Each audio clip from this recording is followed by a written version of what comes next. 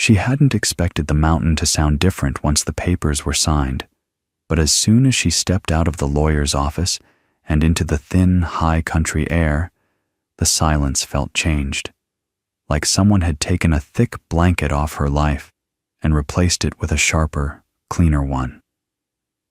The peaks rose around town in a ring of faded blue, snow caught in their folds, and somewhere up there, above the last switchback, past the forgotten trailhead and the rusted gate, waited a cabin that now, somehow, officially belonged to her. The word, belonged, still felt foreign on her tongue. For most of her life, she'd been the one passing through other people's spaces, borrowed couches, trailers that smelled of someone else's cooking, rentals with thin walls and thinner patience. The cabin was different. Or it had the potential to be, if she could make herself believe she deserved something that stayed. "It's a lot of upkeep," the lawyer had warned, fingers fussing with the knot of his tie, as if the inheritance personally offended him. "Your grandfather didn't modernize. You can sell if it's too much." She'd looked past him to the framed photo of the mountain on his wall and thought, not for the first time, that he had no idea what too much meant. "I'll see it first," she'd said, "then decide." Now, hours later, the truck bumped along the narrowing dirt road, climbing in slow, determined coils. The forest thickened on either side, pine and fir packed tight, their branches knitting overhead in places like fingers laced to keep secrets in. Beside her, Coda sprawled across the passenger seat, chin on the window edge, nose leaving damp half-moons on the glass. The dog's coat was a rough patchwork of gray and black, his eyes a warm amber that softened the hard edges of his wolfish profile. She'd found him 3 winters back, ribs showing, paw shredded by a trap someone had set and forgotten. Or maybe hadn't forgotten at all. She'd carried him to the vet alone, paid the bill in installments, and somewhere between the stitches and the long quiet drives, they'd become a kind of two-being pack. When the road finally kinked into the last narrow curve and the trees parted, the cabin came into view like it had been holding its breath behind the ridge and now exhaled at the sight of her. It sat in a small clearing, snow retreating from its stone foundation in thin frosted patches, the steep roof slouching under years of weather. Smoke hadn't risen from its chimney in a long time. The front porch sagged slightly at the middle, boards silvered by sun and rain. It should have felt eerie, she thought, this place that had waited through wars and weddings and funerals without anyone opening its door. Instead, it looked tired, like an old man left sitting in a chair too long, stiff but still there, still willing to try if someone helped him up. "Well," she murmured, cutting the engine. "We're home. Or close. Enough." Coda hopped out first, landing in the gravel with a soft grunt, stretching until his spine popped. He sniffed the air, tail sweeping low, not wagging exactly, but moving with a kind of cautious curiosity. Mountain air carried different scents than the valley. Sap and damp earth, and the faint metallic sweetness of snowmelt somewhere just out of sight. She stood for a moment and simply listened.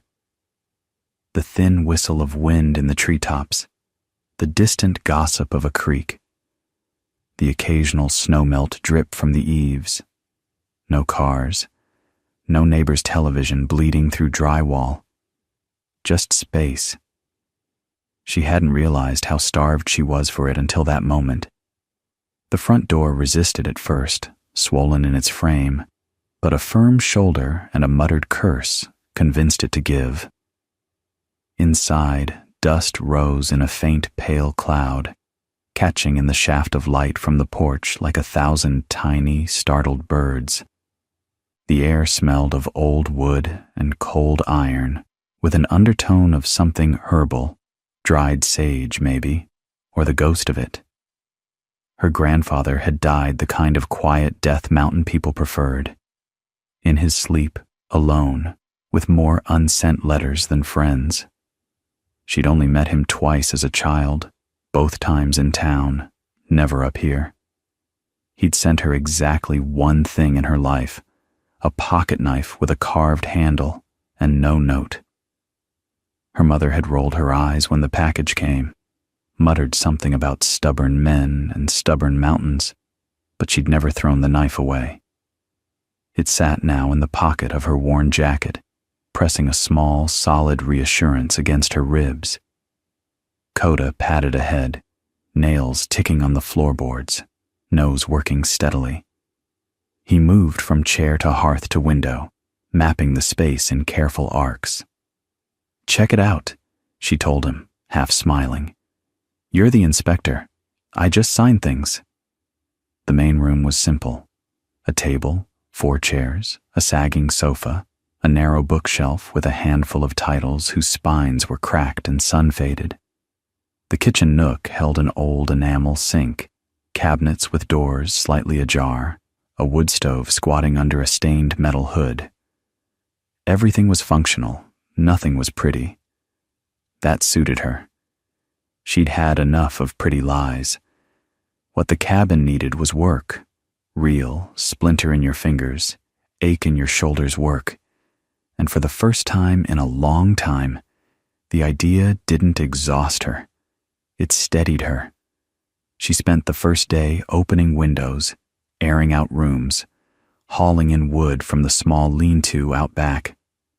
By evening, a hesitant warmth had crept into the walls, chasing off the sharpest teeth of the cold.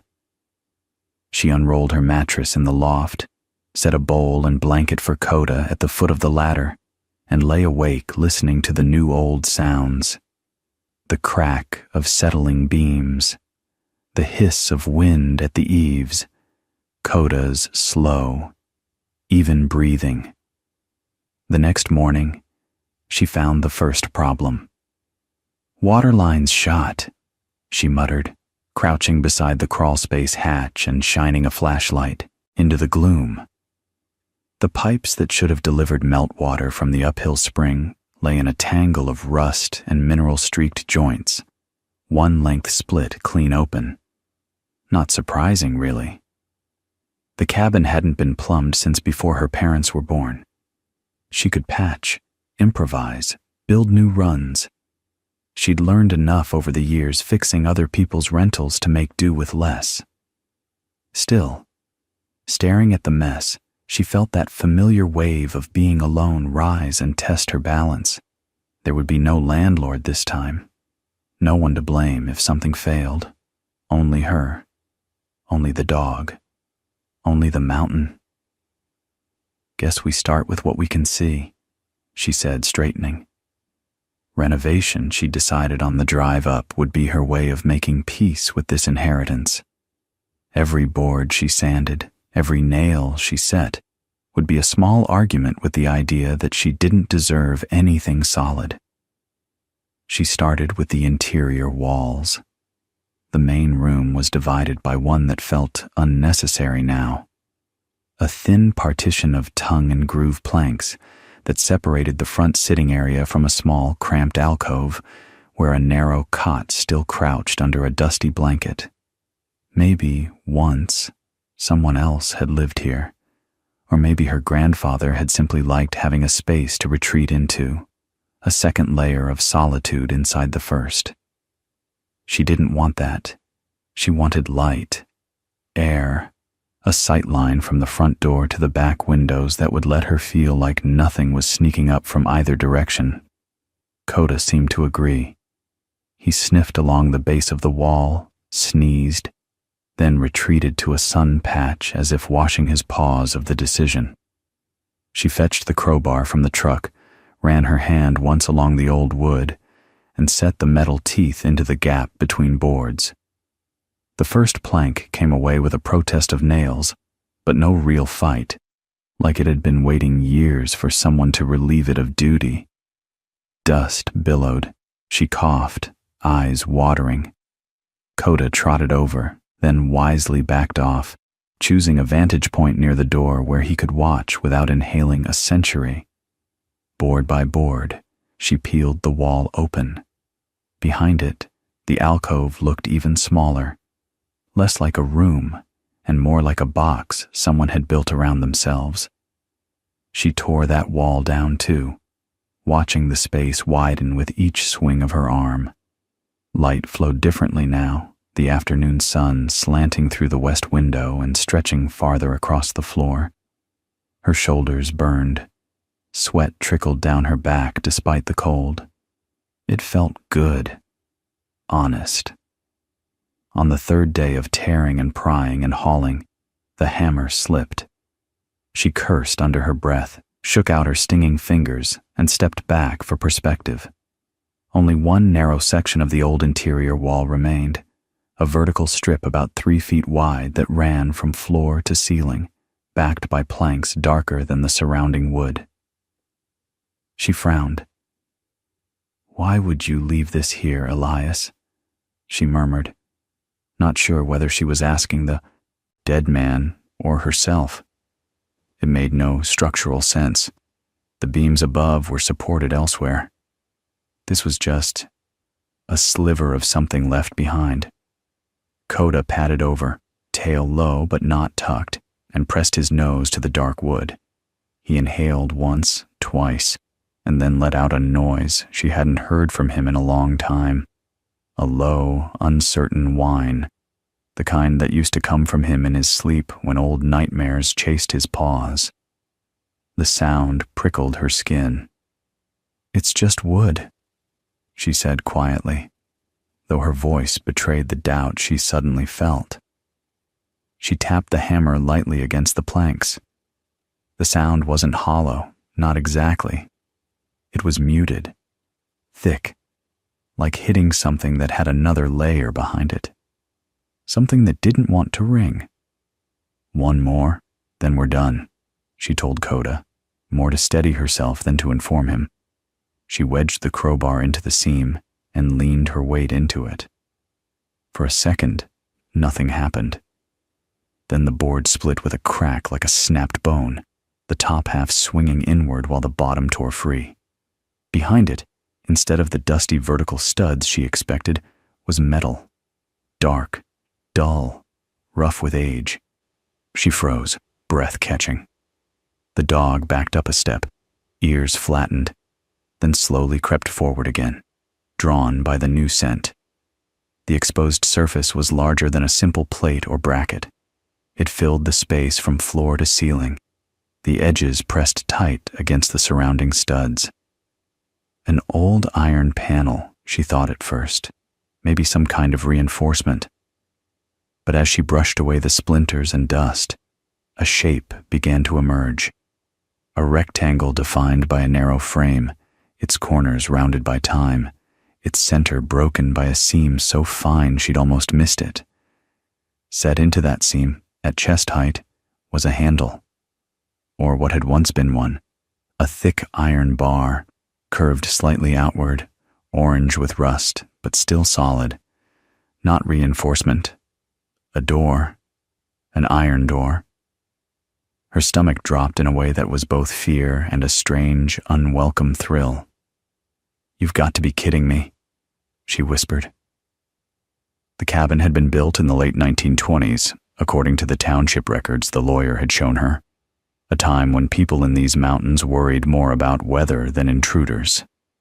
Hidden iron doors were not part of the usual floor plan. Coda pressed his nose close to the seam and inhaled. His body went still. She watched the fur lift slowly along his spine, from shoulders to tail, as if some old instinct was rising through him like static. He didn't growl. If anything, the silence from him was worse. "What do you smell?" she asked. He looked back at her, and for a heartbeat she had the ridiculous thought that if he could speak, he'd tell her to leave it alone. But he couldn't speak, and she couldn't pretend she hadn't seen this. A door built of iron, hidden behind a wall in a cabin sealed since before her mother was born. Someone had gone to a great deal of trouble to make sure no one knew it was here. A person like her, someone who had spent years believing the universe mostly forgot about her, didn't just stumble onto something like this and walk away. She drew in a deep breath, tasted dust and metal, and the faintest hint of something else on the back of her tongue. Old oil, maybe, or the ghost of it. She set her palm against the iron. The chill bit through her glove almost instantly, crawling into her skin. Beneath the rust and roughness, she felt grooves, lines carved in a pattern her fingers traced before her mind could catch up. Circles, angles, a shape that might have once been a symbol but had softened with time. An old industrial-style padlock hung uselessly from a staple near the handle, its shackle cut clean through sometime in the distant past.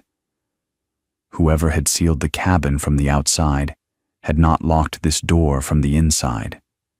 They'd hidden it, disguised it. But at some point, someone here had gone through it. She swallowed, throat suddenly dry. Okay, she said quietly to herself, to Coda, to the silent weight of iron. So the old man was keeping secrets. The hammer in her hand felt inadequate now, like a toy. The door was thick enough that even if it had been locked, she wouldn't have had much hope of forcing it. But the cut padlock suggested it might still move, if the hinges hadn't frozen into statues. She wrapped her fingers around the handle. The metal was rough but solid. Coda took another step back, giving the door more space, as if he expected something to come out rather than go in. "Last chance to vote no," she murmured. He said nothing. She pulled. At first, the door didn't budge. The muscles in her arms strung tight. Rust grated beneath her grip. For a heartbeat, she felt relief. Maybe it was just decorative, some abandoned project, a false front. Then, with a sound like the mountain clearing its throat, the lower hinge gave a fraction.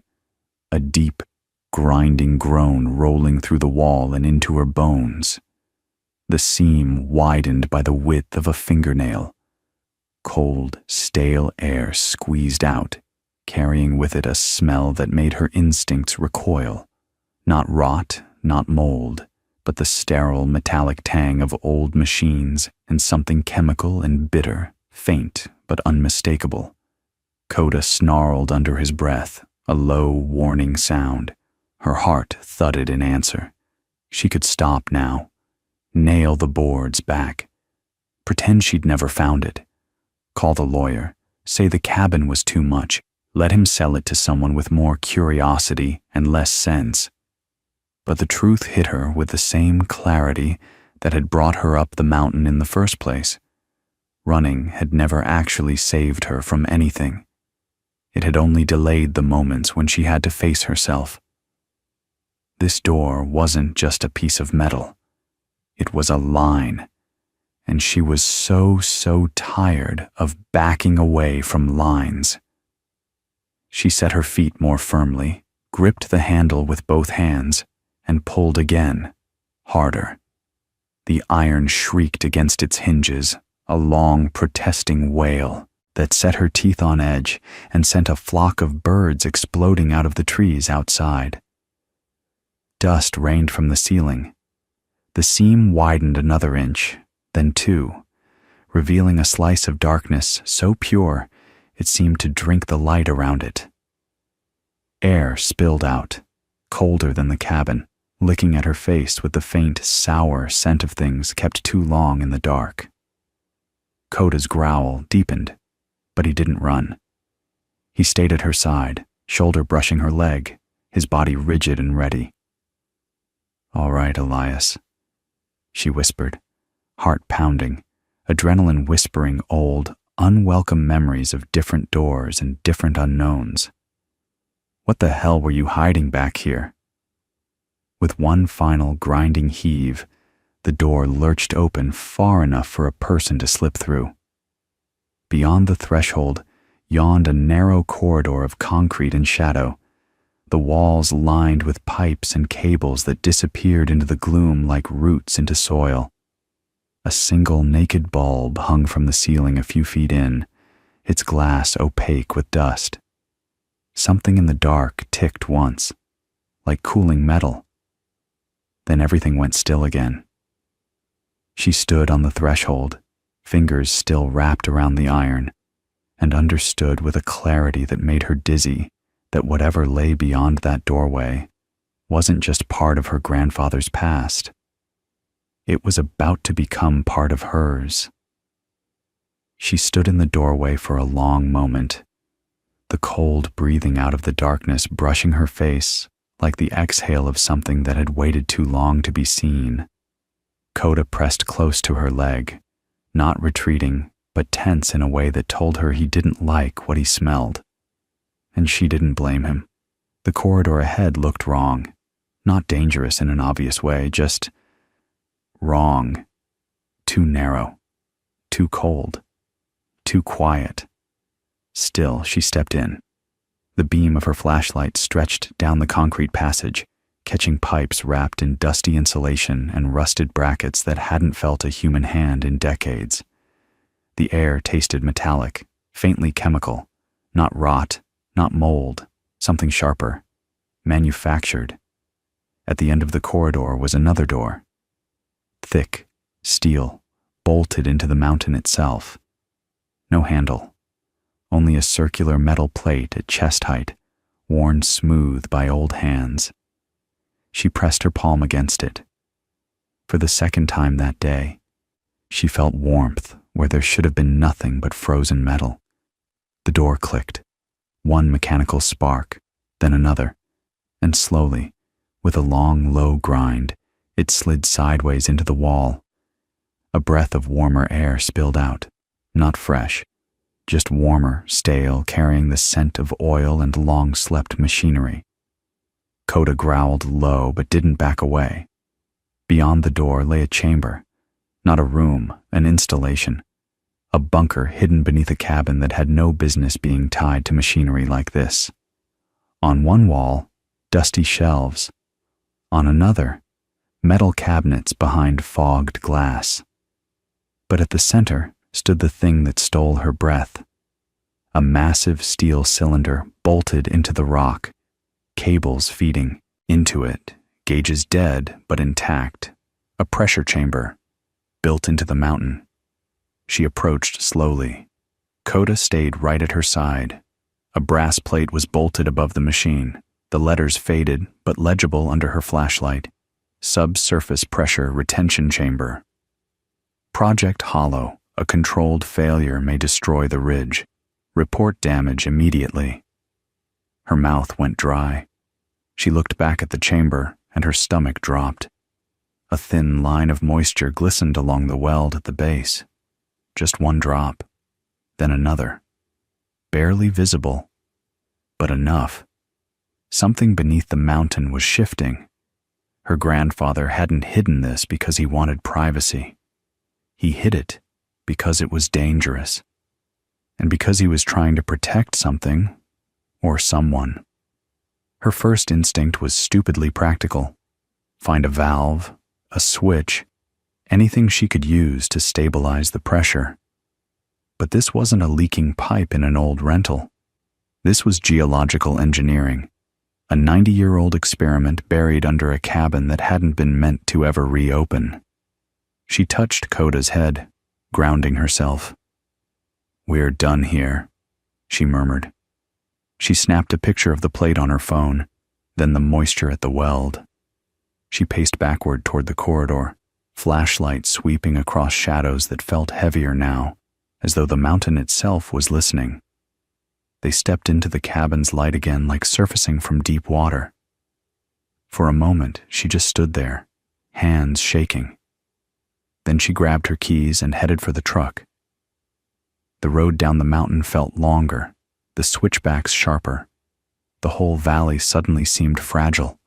A thin strip of life stretched below a giant that had been held together by a rusting steel chamber and her grandfather's stubborn secrecy. At the first overlook, she finally got a shred of cell signal. The call connected on the second ring. 112, what's your emergency? Her voice wavered only once. There's an underground facility beneath my cabin, something called Project Hollow. One of the pressure chambers is leaking. It could affect the ridge. Silence, then a shift in the operator's tone, from routine to alert. Stay off the mountain. Authorities are being dispatched immediately.